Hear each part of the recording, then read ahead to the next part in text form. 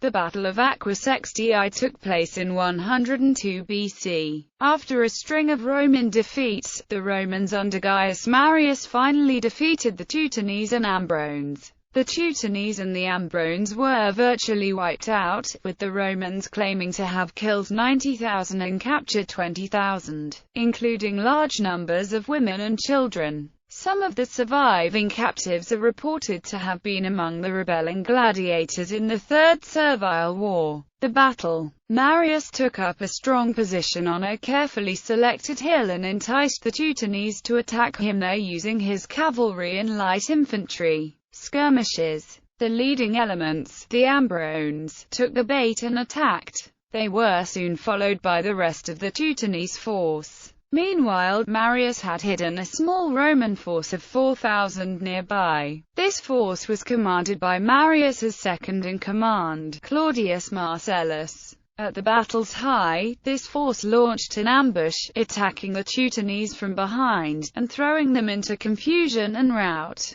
The Roman accounts claim that in the ensuing massacre 90,000 Teutones were slain and 20,000, including their king Teutobot, were captured. The only surviving reports are Roman, but certainly the complete annihilation of the Teutones and Ambrones speaks to the crushing nature of their defeat. Plutarch mentions that during the battle, the Ambrones began to shout, "Ambrones," as their battle cry, the Ligurian troops fighting for the Romans. On hearing this cry, found that it was identical to an ancient name in their country which the Ligurians often used when speaking of their descent. So they returned the shout, "Ambrones." Roman historians recorded that 300 of the captured women committed mass suicide, which passed into Roman legends of Germanic heroism. By the conditions of the surrender, 300 of their married women were to be handed over to the Romans. When the Teuton matrons heard of this stipulation, they first begged the consul that they might be set apart to minister in the temples of Ceres and Venus, and then when they failed to obtain their request and were removed by the lictors,